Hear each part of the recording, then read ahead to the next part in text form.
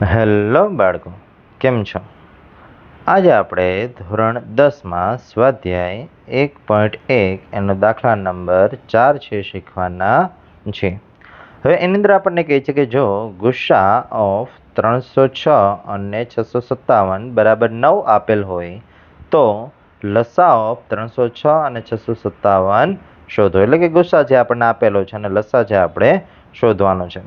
તો આપણે એનો અર્થ થયો કે ભાઈ ગુસ્સા ઉપરથી લસા છે શોધવાનો છે, કારણ કે જનરલી સંખ્યા પરથી તો આપણે લસા શોધીએ જ છીએ.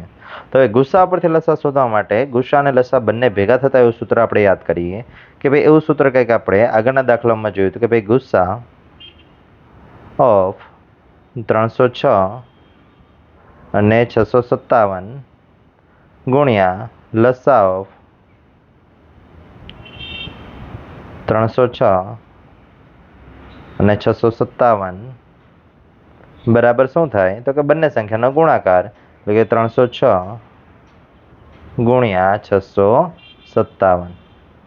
ચલો હવે જોયું કે હવે અહીંયા ગુસ્સા છે આપણને આપેલો છે. ગુસ્સાની જગ્યાની કિંમત લખી નાખીએ. ભાઈ ગુસ્સા કેટલો છે? તો કે ગુસ્સા છે એ આપણને અહીંયા 9 આપેલો છે, એટલે એની જગ્યાએ આપણે 9 કિંમત મૂકી દઈએ. એટલે કે 9 ગુણ્યા લસા ઓફ 306 અને 657 બરાબર 306 ગુણ્યા 657. ચલ હવે તો કે અહીંયા 9 ગુણાકારમાં છે અને સામે જવા દઈશું એટલે ભાગાકારમાં થઈ જશે, એટલે આપણો લસા છે કરતા બની જશે. જે જવાબ આવશે આપણો લસા થશે, એટલે કે લસા ઓફ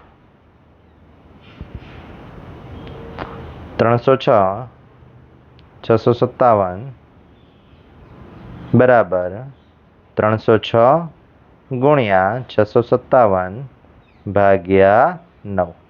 ચલો 306 એને 9 વડે ભાગી નાખીએ રફમાં, એટલે કે 306 એને 9 વડે ભાગાકાર કરીએ છીએ એટલે 9 તેરી 27.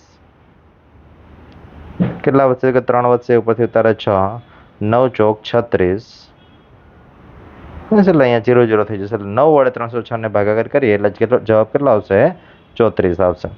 ચલો હવે આગળ તો કે અહીંયા જે 34 છે એને આપણે ગુણાકાર કરીએ 657 સાથે, એટલે કે 657 ગુણ્યા 34 એ બંનેનો ગુણાકાર કરીએ, જે આવશે આપણો જવાબ થશે. તો કે અહીંયા 0, 3 ગુણ્યા 7 એટલે 7 તેરી 21, વધી પડી 2, 3 પંચા 15, 15 ને 2 17, 17 નો 7 વધી પડી 1, 3 છક 18, 18 ને 1 19.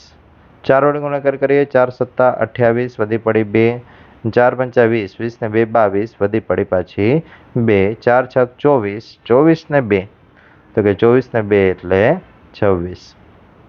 ચાલો સરળ કરીએ. 8, 2 ને 1 3, 6 અને 7, 6 ને 7 13, 13 નો તગડો વધી પડી 1, 9 ને 1 10, 10 ને 2 12, વધી પડી 1, 1 ને 1 2.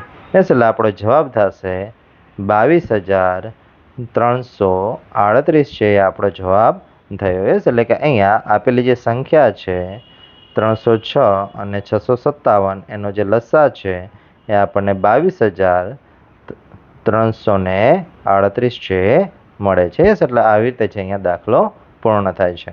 થેન્ક યુ બાળકો. મળીએ નેક્સ્ટ વિડીયોમાં નેક્સ્ટ દાખલા સાથે.